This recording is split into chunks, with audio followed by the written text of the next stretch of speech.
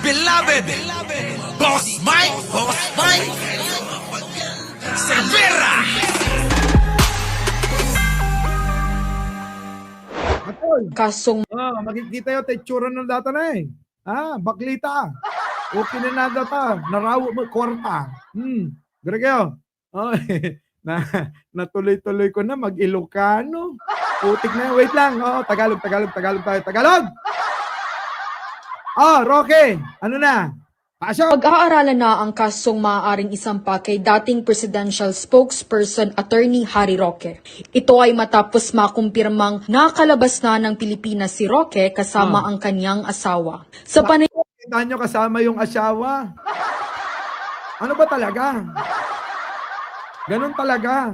Pwede siya sa Pwede sa ganon? Sa ganito? Hotdog at mani, pwede? Ganon.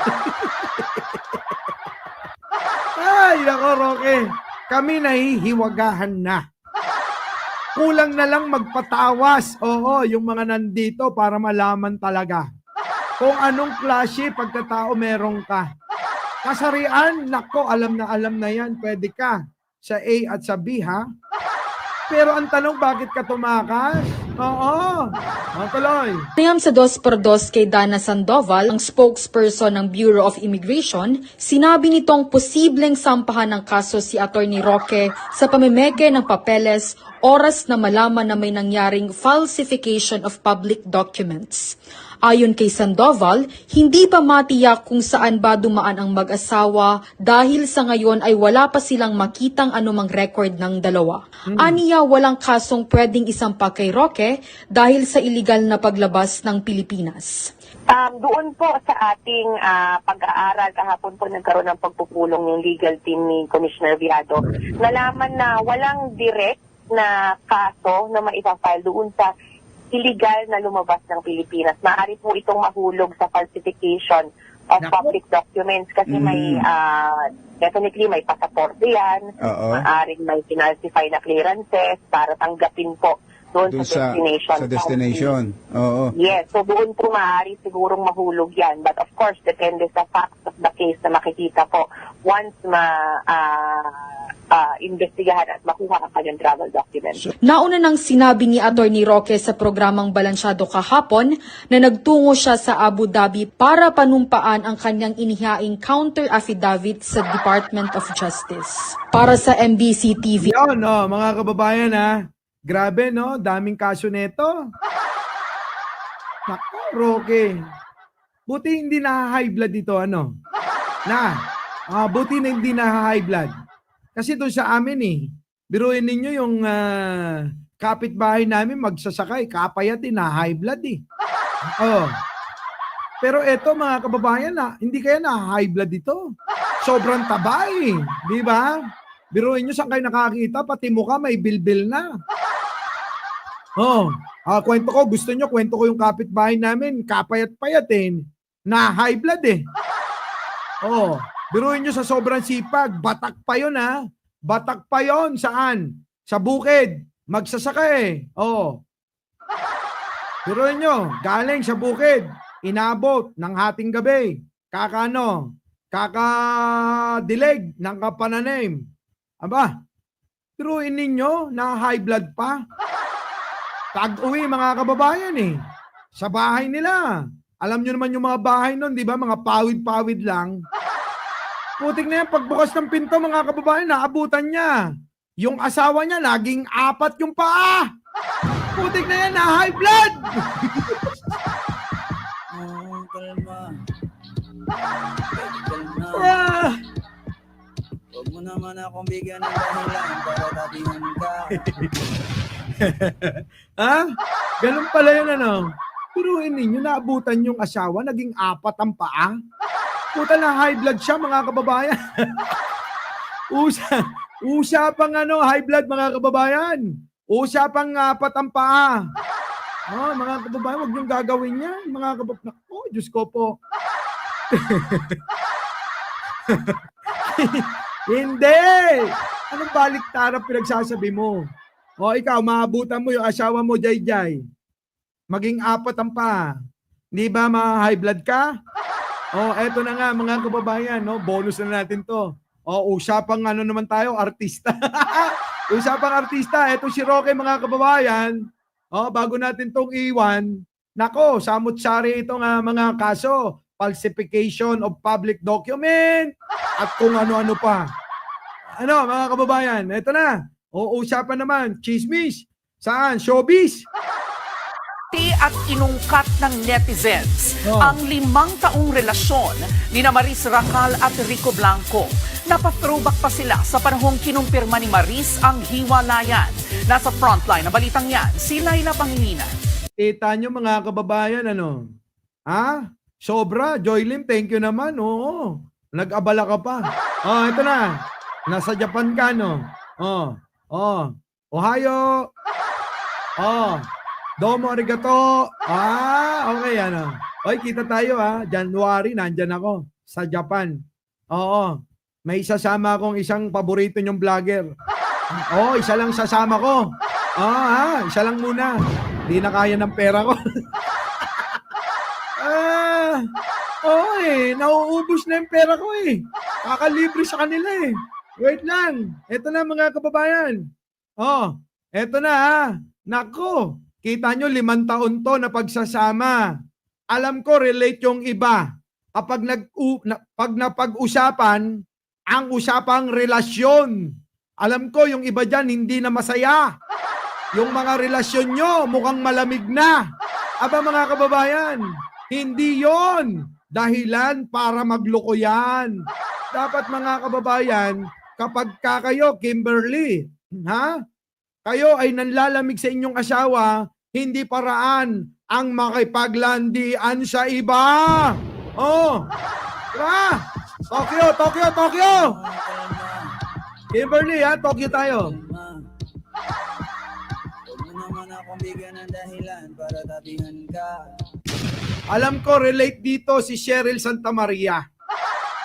Kapag kayo hindi na masaya, kayo rin mismong dalawa ang makakagawa ng inyong balik-init ng relasyon. Diba? Ganun yun mga kababayan eh. Huwag niyong gagawing dahilan na ang kaso mga kababayan eh, pagka naghihiwalay eh, yung mga jowa, yung isa, yung babae, nagloko, yung lalaki, nagloko, ang magiging dahilan nila. Kasi ikaw wala ka ng oras sa akin. Putang ina! Oras? Yun ang dahilan, oras? Putik na yun, napakababaw niyan mga kababayan. Oo, hindi katanggap-tanggap yung ganyang dahilan. Di ba? Yung iba naman, kasi hindi mo na ako ini-EUT. Putik na yan! Hindi rin katanggap-tanggap yan mga kababayan, yung EUT na yan ang dahilan. Kung gusto nyo yan, puti naman. Tandaan nyo, yung panandalian, hindi na, hindi yan ano tawag dyan? Solusyon sa pagkukulang. Putik na yan, yung pagkukulang, alam nyo, mga kababayan, kayo mismong dalawa mag-partner na makakagawa niyan. Tingnan nyo to. Anong ginawa nila? Aba, sige. Picture. Ayan, kami. Di ba? Sweet kami. Masaya kami. Ganyan-ganyan yung mga litrato ng mga ito. Ano nangyari? Bakit kayo naghiwalay? Kasi lumandi yung babae. Sige tuloy. Yeah, Rico and I are over. Umiiyak pa si Maria. Paano hindi magiging over putik na malandi ka. Kung hindi ka lumandi sanang galit ako sa ganyan mga kababayan kasi ako loyal. Opo loyal ako eh. Napaka-loyal ko mga kababayan. Pag meron akong jowa, isa lang. Hindi pwedeng sabay-sabay yan. Pag naghiwalay kami ngayon, bukas meron ng kapalit yan. Ganon, pwede yun. Pero yung mga kababayan, pag sabay-sabay yung mga jowa dyan, putik na yan. Maling-mali yung katwiran na Sa may asawa, sa may jowa ka, sumama. Isa lang ang karibal mo dyan daw. Kundi yung asawa lang. Pagka single daw, yung sinamahan mo, kabahan ka na. Bakit? Maraming kaagaw dyan. Dahil daw kapag ka may jowa, may asawa, at least isa lang daw yung kaagaw. Pagka single, nako, mga kababayan, sandamakmak daw ang kaagaw. Oh, dahil nakatira niya, no? Oh, kalma. Baby, kalma. Huwag mo naman akong bigyan ng dahilan para sabihin ka. Eto, paiyak-iyak pa. Ito na ang problema, mga kababayan. Ha? Sorry sa mga babae dyan. Laging talunan ng mga lalaki pagdating sa hiwalayan. Di po ba? Laging talo ang mga lalaki pagdating sa hiwalayan. Kita nyo, umiyak lang ang babae. Sigurado siya ang kakaawaan. Pagdating sa mga lalaki, nako, sigurado ang mga lalaki, masama yan. Oo, masama. Masama. Oh, kalma. Baby, kalma. Huwag mo naman Lamog na akong lamog bigyan ng daw. dahilan para sabihin ka. Ha? O eto mga kababayan, kaya nga sa tweet mga kababayan dito sa nangyaring trending na to, siya hiwalayan at mga mga screenshot na pinakita rito.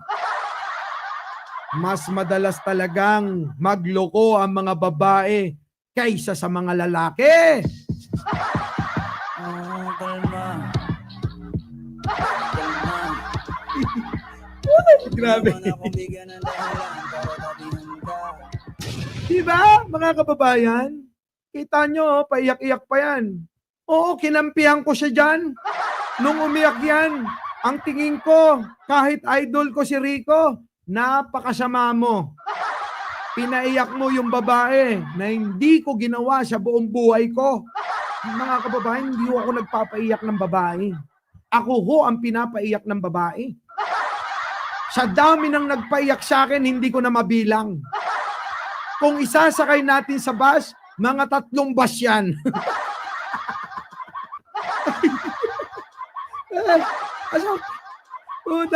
Di ba? Mga kababayan? Oo, ay nako. Grabe. Hindi ko galing magpaiyak ng babae. Oh. Naalala ko tuloy yung mga nagpaiyak sa akin. Minahal ko ng totoo, binigay ko ang lahat. May kondo, may kotse. Nako! Nung makuha na ang lahat, mga kababayan, nako, sumama na sa iba. Mga kababayan, oo, yung mga nagpaiyak sa akin, hindi ko na mabilang. Kaya nga pakiusap ko kay Jen Angeles nung nakaraan. Sabi ko, pwede bang last ka na magpapaiyak sa akin, ha? Oh, kalma. Kalma. Mona Luis, thank you naman. Oo. Huwag mo naman akong bigyan ng dahilan para sabihin ka. Si Kimelo, dumating dito. Oy, Kimelo, ha? Kayong mga babae, huwag kayong magpapaiyak ng tulad ko. Ang tulad ko, tapat, magmahal to. Hindi ito, oo, ng babae. Kapag nagmahal to, isa lang. Isa lang sa buhay ko. Oo, mga kababayan, never na akong tumingin sa iba. At never na rin akong makipagkita kahit kanino pa. Yung mga ex ko, mga kababayan, nako, araw-araw, ang daming nagchat-chat. Oo, gustong makipagkita. Oo. Pero mga kababayan, ayan na si Kimelo, pinsan ko yan eh. Sa daming gusto nilang makipagkita, nababasa na nga ni Jen Angeles. Sabi ko, tingnan mo to, gusto pa makipagkita. Natatakot ako, baka mamaya, nako, naubos na yung mga binigay ko. Mga kababayan, huwag kayong magpauto sa mga lalaki na mapagmahal tulad ko. Tandaan nyo, payo ko sa inyo. Huwag kayong magpapauto sa sasabihin nila na mahal kayo. Sasabihin nila na, ikayo lang. Sasabihin nila na, buong buhay niya. Sasamahan kayo? Nako, budol yan! Budol yan! Kalma. Baby, kalma. Huwag mo naman akong bigyan ng dahilan para tabihan ka. Di ba? Pag nakita niyo yung mga ex ko, mala artista. Yung iba artista talaga. Hindi ako ka nagbibiro. Oo. Alam ni Kimelo. Yung mga ex ko, mga artista, modelo. Pero mga kababayan, oo.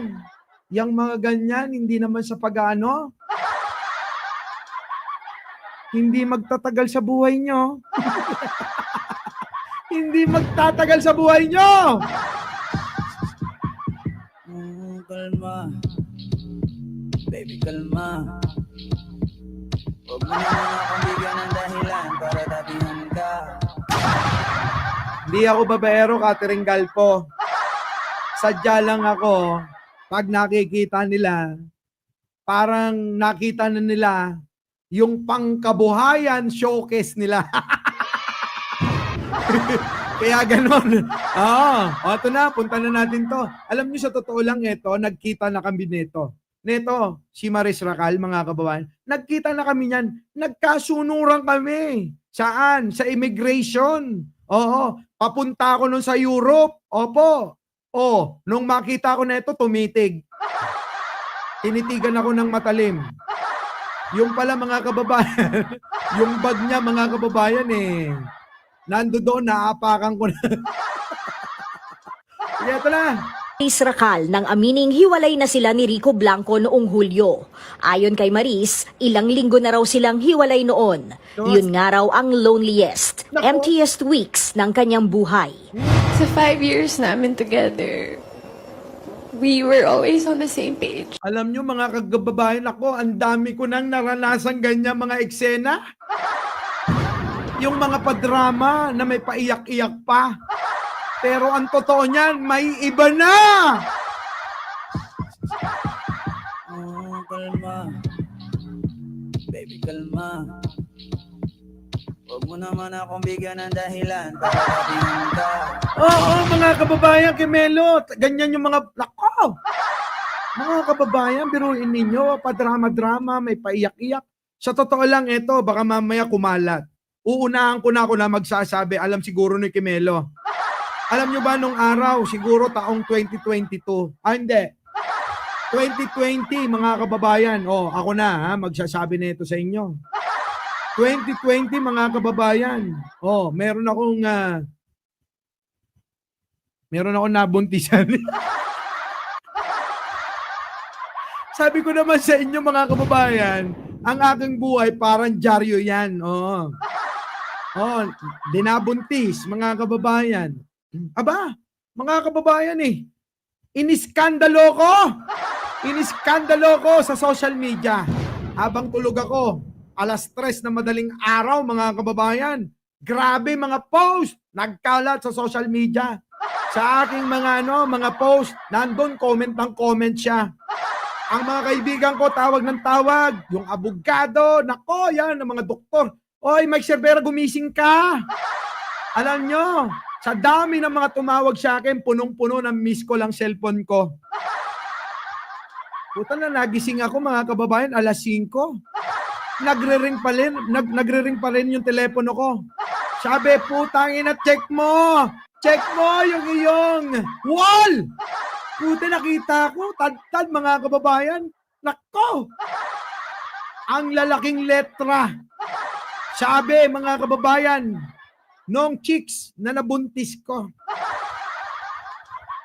Inang ina mo, ganyan, ganito, ganyan. Mga kababayan, grabe yun. Alam nyo, ginawa ko. Nag-ano ko nun, ano yan? Ano ba tawag doon, Kimelo? Nag-out na ako sa FB. Tapos kinausap ko siya. Kinausap ko ng masinsinan.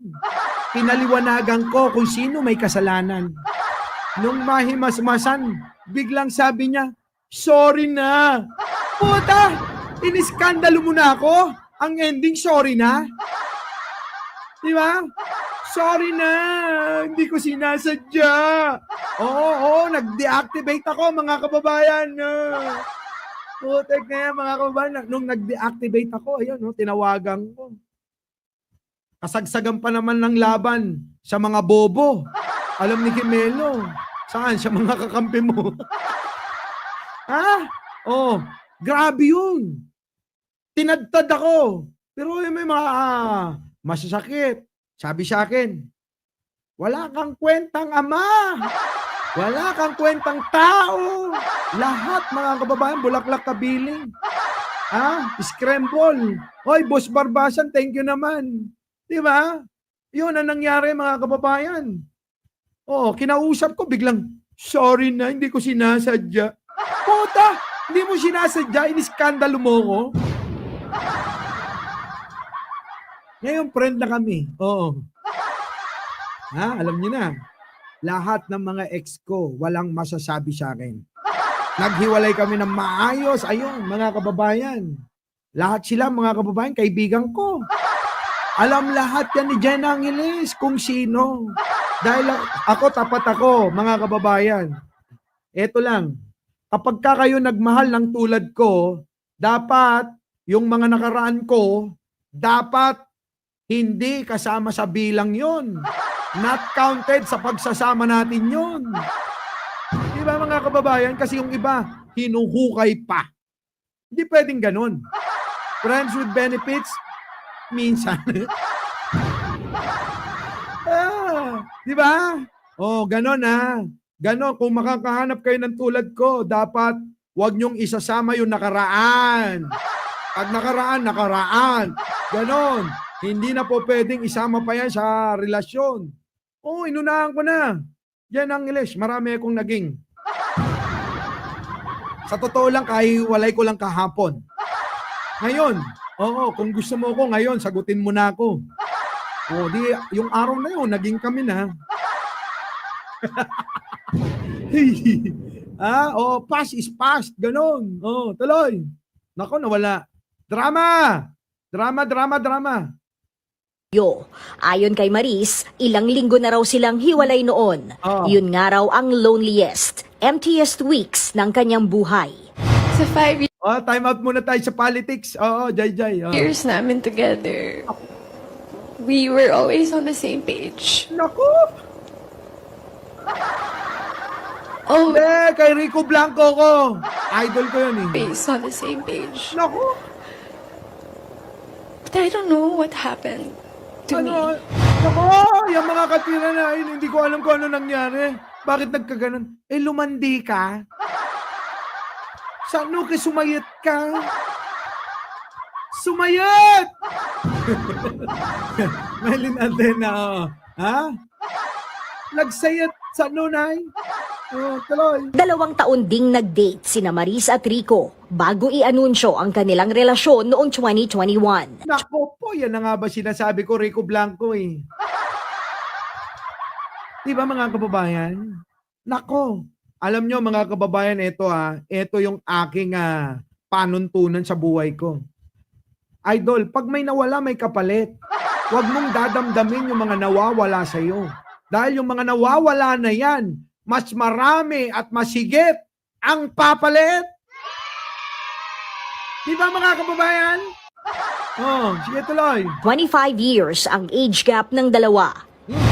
Grabe naman, 25. Pero okay lang yan, mga kababayan. Sino na may karelasyon ng ganyan? Mas matanda si lalaki ng higit na, 25 years. Sino? Sino? Sino rito? Aminin nyo na. Sino ang may karelasyon na mas matanda ng higit? For fun only, thank you naman. Sino ang mas matanda ng higit ang inyong karelasyon? Sino? Age doesn't matter nga. Oo, pero tinatanong ko lang. Sabi dito ni Maya, sabi ni Maya, ako 21 years ang gap namin ng asawa ko. Ay nako, Maya, ilang taong ka na? Eto naman, si Mona Luis, 11 years. Putik na yan, oh. Ano, sino? Ilabas nyo na totoo. Oh, sino? Oh, 10 years, 18 years. Putik na yan. Naku, ito. Ako, 30. Pero tanong ko, masaya ba? Masaya ba yung mga ganyan? Mga 27 years. Oh, kita nyo, oh. Masaya pa ba? Ha? Masaya? Tanong ko lang naman kasi para alam ko. Oh, si ano? Oh, di ba? Lumabas ang totoo. Ang dami nila. Ah. So, normal lang pala. Si Tony, Tony Salinas, 23 years. Oo, ang dami. 21 years. Putik na yan. Oh, happy. Oh, di ba? Ano ang nagpapatibay sa mga relasyon nyo? Magbigay naman kayo ng tipo. Ah, sige. Eto matindi. Puta, 50 years. Paano yan? Putaan po na sa tuhod niyan, Kimberly. Ah, sa bagay kung nasa Japan ka, yung mga matatanda dyan. Ha? Aba, malalakas pa. Di ba? Uy, ano naman yun, Richard? Ano yun? Ha? Pedophile na yun. Putik na yun, no? Pero alam nyo, sa totoo lang, sarap, no? Ah, 28 na ako. Nako! Putik na yan, ano ba? Huwag kang mawala ng pag-asa. Baka ang iyong para sa'yo, hindi pa pinapanganak. Ayan, Belen Reyes, oh. Ano? 30 years, yes. Oh, nang hiwalay. Naku, ano ba yan? Oh, ito. Asawa, ito. 46, asawa ko 75. Ani, ano ba? May lakas pa ba yan? Ganon. Nakakaingit yung mga ganyan, ha? Yung mga edad 75, tapos talagang... Di ba? Oh, ako 30 years. O siya... Umaabot pa ba? Oo, kaya pa ba yung mga ganyan, no? Oo, 22, no relationship, sabi dito. Nernida sa Martino, baka gusto niya na to. Oh. 22 years, tagal na. Ano yan? Kaong-kaong na yan. Ha? Uy, masaya ako. Sabi rito, masaya. Ah, talaga? Sana all. Kumader pa, eh. Ah, Elizabeth Logan, ano? Tumader pa no, agidad T70, aya. Tumader pa buto da.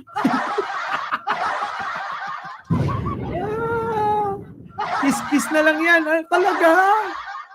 Napo. Pirmi niya. Oh, grabe.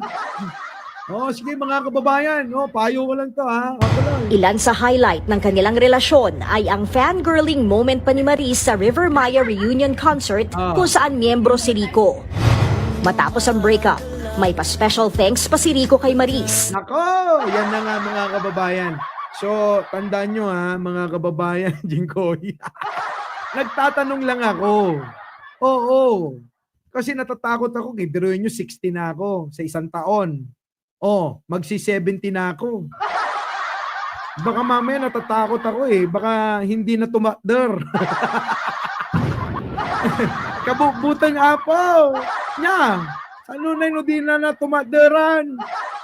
Marigata na. Nung aguyak lang na nga tumakder. Kuna lang to, kumasjel. Apo. O sige na po. Magpakada ako na. Oh. Kita-kita tayo mamaya. Opo ha. Muli ako po ang inyong lingkod. Sana naging masaya kayo ngayon. Maiba naman tayo, palasahin natin. Puro na lang tayo politika. Minsan kailangan din natin mag-iba. Muli, ako po ang inyong lingkod. Bago tayo mag-iwalay, huwag po ninyong kakalimutan na mag-like, mag-share at mag-subscribe. Mike Cervera po, lagi nagsasabing, mahalin natin ang ating kapwa. Pagdasal po natin lagi ang ating bansa. Magandang umaga, magandang hapon at magandang gabi sa mandako ng mundo. Naroon kayo. Siyempre, magandang buhay na rin para sa ating lahat. Our beloved Boss Mike Cervera.